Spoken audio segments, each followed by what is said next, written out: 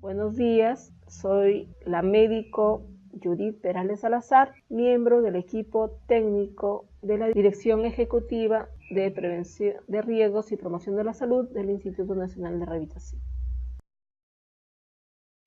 Bueno, doctores, se ha culminado con la primera exposición sobre discapacidad.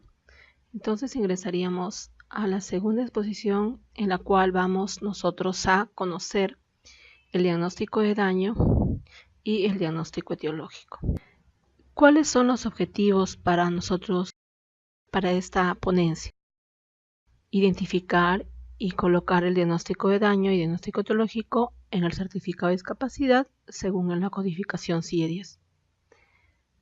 Un segundo objetivo es conocer los criterios de priorización para determinar el diagnóstico de daño.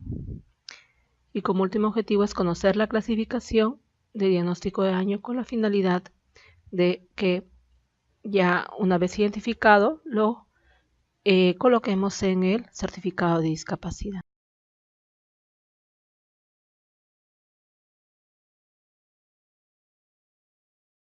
Y este diagnóstico de daño y diagnóstico etiológico, ¿dónde lo vamos a ubicar en el certificado, en el formato del certificado de discapacidad? En el segundo y tercer ítem. ¿Ya? Aquí estamos viendo nosotros el cuadriculado o la parte donde vamos a colocar el diagnóstico etiológico, y si vemos acá, según CIE 10. Entonces hay que recordar que en el certificado vamos a colocarlo según lo que menciona el CIE 10. Si lo hacemos en físico y si lo hacemos en el aplicativo virtual, prácticamente va a salir automáticamente. ¿Ya?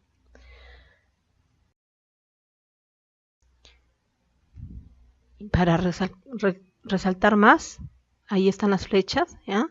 Y nuevamente menciono, vamos a trabajar con el diagnóstico de daño y diagnóstico etiológico. Culminada esta ponencia, vamos a ver cómo hacer el llenado de ambas áreas en el certificado de discapacidad. Entonces, para ello, tengo que responderme a la pregunta: ¿a quién se certifica? ¿Ya? Entonces, ¿a quién se certifica? Y también lo hemos visto en la ponencia anterior. Se certifica a aquella persona con discapacidad que presenta una condición de salud y esta condición de salud tiene una o más deficiencias permanentes. ¿Ya? Entonces nosotros vamos a partir de que lo que identifiquemos, las deficiencias relacionadas con la condición de salud, ¿ya? Tiene que ser permanentes. Y esto nos menciona la ley 29973. Y si también vamos a la norma técnica de salud 127, también nos refuerza esta información. La condición de persona con discapacidad es originada cuando el paciente tiene una o más deficiencias partiendo de la condición de salud, las cuales estas deficiencias son permanentes y con diagnóstico definitivo. ¿Ya? Entonces, un primer punto es este: deficiencias permanentes y con diagnóstico definitivo, siempre relacionándolo con la condición de salud.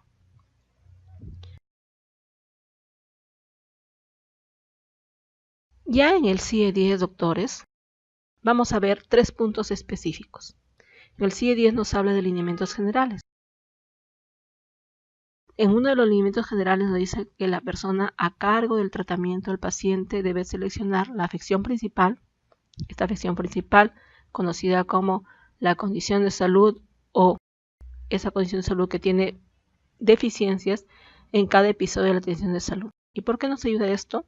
Porque esto lo relacionamos con la norma técnica 127. ¿Y quién está a cargo de la evaluación, calificación y certificación? Es el médico, ¿cierto? Entonces aquí lo relacionamos con eso.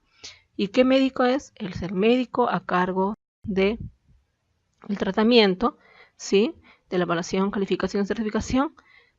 Y este médico puede ser el médico general capacitado, el médico rehabilitador o médico especialista cuyo diagnóstico de daño está relacionado a discapacidad.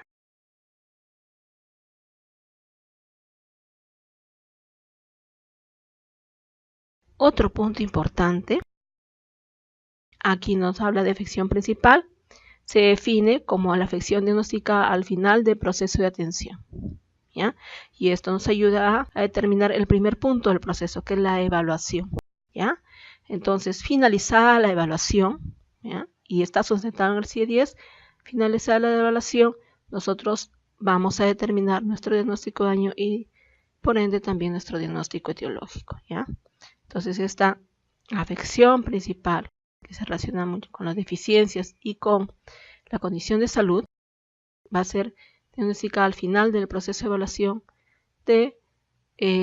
para nosotros determinar nuestro certificado de discapacidad. Posterior a la calificación va a hacerse eso. Y también, finalizando, en relación a lo que nos informa el CIE-10, el diagnóstico que nosotros determinemos debe ser lo más informativo y preciso posible. Y así está establecido en el CIE-10. ¿Ya? Con frecuencia nosotros estamos, por ejemplo, colocamos en el certificado diagnóstico de una lesión vértebromedular. Sin embargo, si ya ubicamos el diagnóstico tal y cual el CIE-10, no hay una lesión vértebromedular, sino nos habla específico de una lesión de médula. ¿Ya? Entonces, por eso, como les mencionaba, si ya ubicamos de frente en el aplicativo, va a salir tal y cual nos dice el CIE-10. Sin embargo, si lo hacemos en forma manual, tendríamos que identificar el diagnóstico más informativo y preciso que nos determina el CIE-10.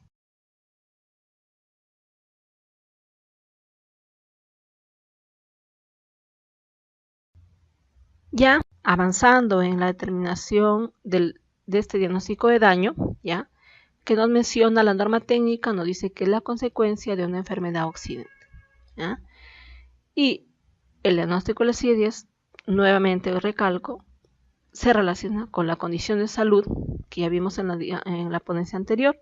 La condición de salud que puede ser una enfermedad, puede ser un trastorno, puede ser, dentro de ellos la enfermedad puede ser aguda o crónica.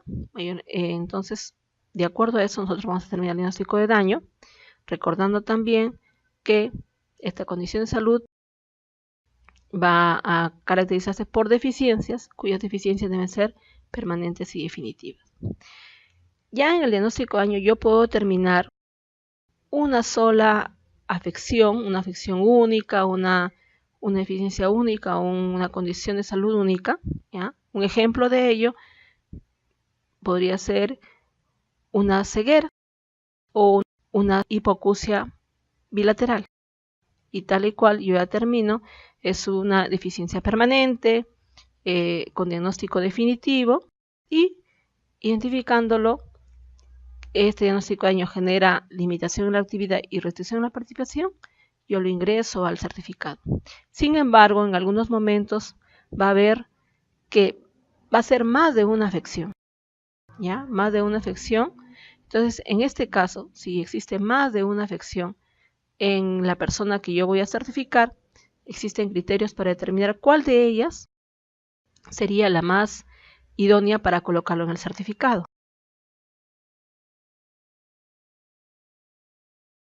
Entonces, vamos a ver aquí que los criterios para priorizar el diagnóstico de daño son 3. ¿Ya? Y esos criterios, ¿dónde se encuentran? Tanto en el CIE-10 como en la norma técnica 127. El primer criterio nos menciona: debe seleccionarse la que genera mayor grado de discapacidad, la que se considere causante de mayor uso de recursos o mayor costo en el tratamiento. ¿Ya? Ahí posteriormente vamos a ver ejemplos. El segundo criterio es la enfermedad primaria que desencadena las deficiencias. También para ello hay un ejemplo. Y si yo no puedo, a través de estos dos criterios, determinar el diagnóstico de daño, ya por último caso podría yo seleccionar el síntoma principal, el hallazgo normal o el problema, deficiencia más importante como afección principal. ¿Ya? Entonces vamos a ver ejemplos de esto.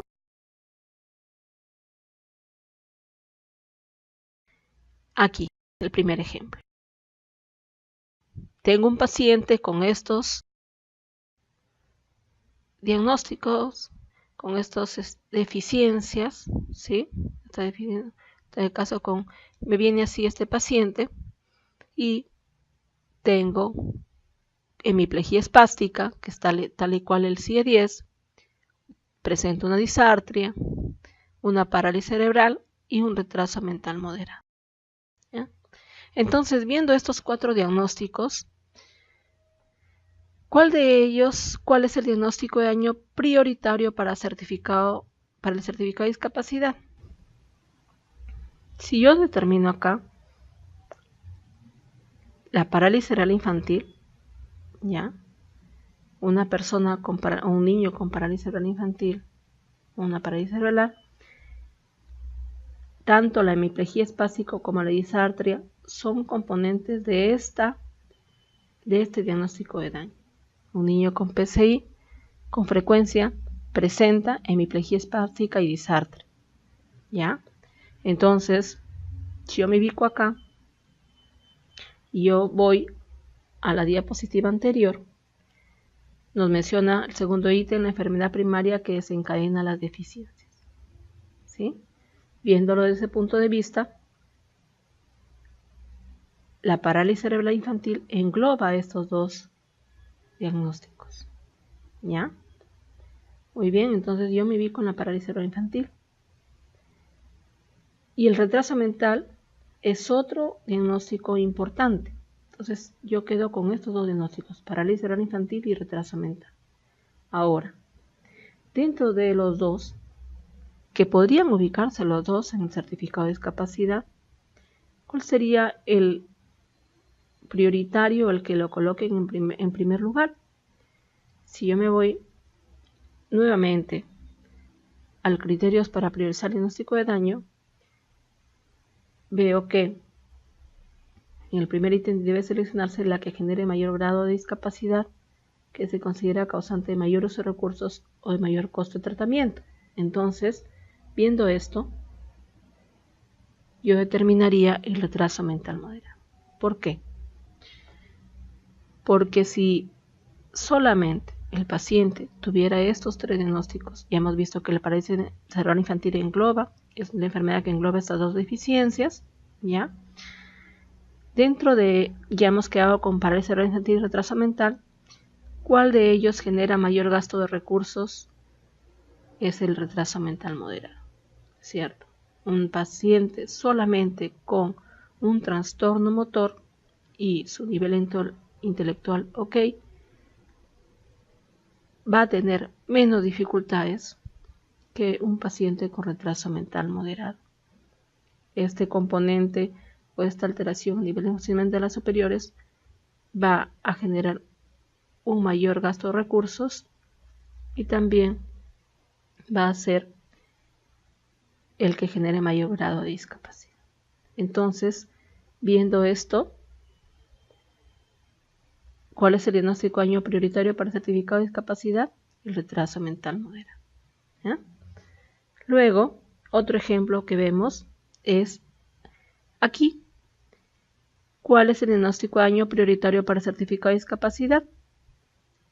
Aquí tengo, primero, traumatismo de la médula espinal no especificado, codificación según CIE-10, paraplegia espástica, disfunción neuromuscular de la vejiga no especificada, intestino neurogénico no clasificado en otra parte, ¿ya? Viendo estos 4 diagnósticos, yo me ubico y veo que la enfermedad que engloba todas estas deficiencias es el traumatismo de la médula espinal. Si existe traumatismo de la médula espinal, se va a presentar una paraplegia espástica, se va a presentar una disfunción neuromuscular de la vejiga y un intestino neurogénico. Entonces, tengo varios diagnósticos, pero ¿cuál es el diagnóstico de daño prioritario para el certificado de discapacidad? Traumatismo de la médula espinal nivel no especificado. ¿Ya? Entonces, ahí estamos viendo 2 ejemplos que nos ayudan a conocer y determinar los criterios para priorizar el diagnóstico. ¿Ya? Muy bien. Entonces,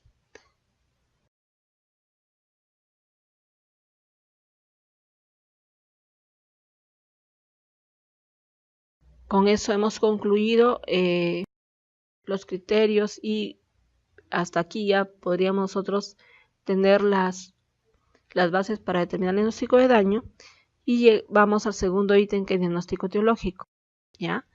Y en el diagnóstico etiológico nos menciona es aquel diagnóstico que nos señala la causa del diagnóstico de daño, que ya vimos que podría ser una enfermedad o una circunstancia que lo origine, ¿sí?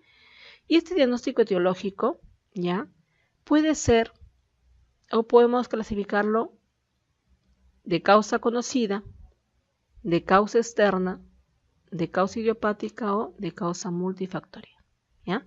Entonces, estos 4 ítems nos va a ayudar a nosotros a determinar nuestro diagnóstico etiológico, ¿ya?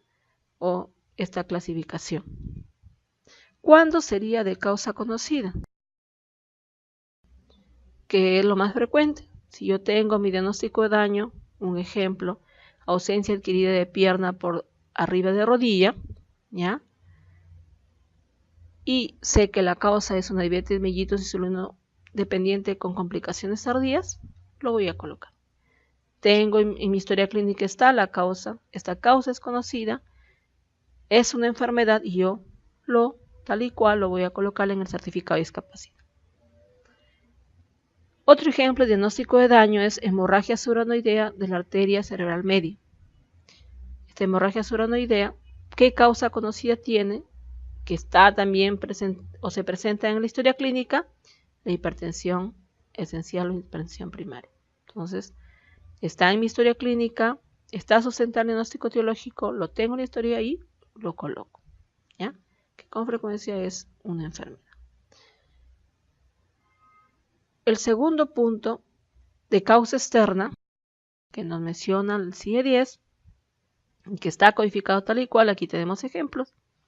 Diagnóstico de daño, un traumatismo de la médula espinal nivel no especificado, cuya causa externa es la caída en escaleras, ¿cierto? También podría ser una causa externa, un daño por arma blanca, por arma de fuego, por un accidente de tránsito, que está también contemplado en el CIE 10. Otro ejemplo también, amputación traumática a nivel de la rodilla, diagnóstico etiológico de causa externa, motociclista lesionado por colisión de vehículos de transporte pesado o autobús.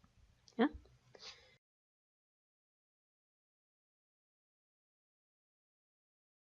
Ya como tercera clasificación, diagnóstico etiológico de causa idiopática, ¿cuándo es? Cuando nosotros no tenemos el conocimiento de esta causa. Y un ejemplo de esto es diagnóstico de daño enfermedad de Parkinson y diagnóstico etiológico enfermedad de Parkinson. Cuando es de causa idiopática, yo repito el diagnóstico. Ya finalizando, diagnóstico etiológico de causa multifactorial, como su mismo nombre lo dice, cuando existe más de un factor, ¿ya?, que genera este diagnóstico de daño. Entonces tenemos ejemplos para nosotros afianzar este conocimiento y uno de ellos es el retraso mental leve, ¿ya? Entonces, ¿qué diagnóstico vamos a colocar como diagnóstico etiológico? Historia personal de otros factores de riesgo no clasificados en otra. Otro ejemplo también, una hipoacusia neurosensorial bilateral, cuya causa es multifactorial. Entonces, el diagnóstico etiológico, ¿cuál sería? Historia familiar de sordera o pérdida de la audición, ¿ya? Entonces, son dos ejemplos que nos ayudan a determinar de causa multifactorial. Ya terminando la ponencia, como conclusiones y relacionándolo con los objetivos, tendríamos que para identificar el diagnóstico de daño partimos de una condición de salud con deficiencias o afecciones principales permanentes y con diagnóstico definitivo, ¿eh? Otra conclusión, que existen 3 criterios en la identificación del diagnóstico de daño cuando existe más de una afección o deficiencia principal. ¿Y cuáles son esos criterios? Uno de ellos determina el diagnóstico de daño y para ello debe ser el que genere mayor gasto de recursos o mayor grado de discapacidad. Segundo, la enfermedad primaria que genere las demás deficiencias, que hemos visto el ejemplo. Tercero, si no se hizo ninguno de estos, si no se hizo ningún diagnóstico, debe seleccionarse el síntoma principal, hallazgo normal o problema más importante como afección principal. De estos tres criterios, el que menos debemos utilizarlo es el último. ¿Ya? ¿Se utilizaría en qué momento? Cuando la persona esté en un lugar alejado y solamente evidencia el síntoma principal o hallazgo normal y no tenga ningún medio para que pueda determinar el diagnóstico final. Ya otra conclusión en relación al diagnóstico etiológico, que podemos clasificarlo como de causa conocida, de causa externa, causa idiopática o causa multifactorial. Finalizando ya las conclusiones, el diagnóstico de daño y el diagnóstico etiológico se codifican de acuerdo a la clasificación estadística internacional de enfermedades y problemas relacionados con la salud, que nosotros lo conocemos como el CIE-10. Muchas gracias por su atención. Espero que esta ponencia les sea útil y hasta otra oportunidad.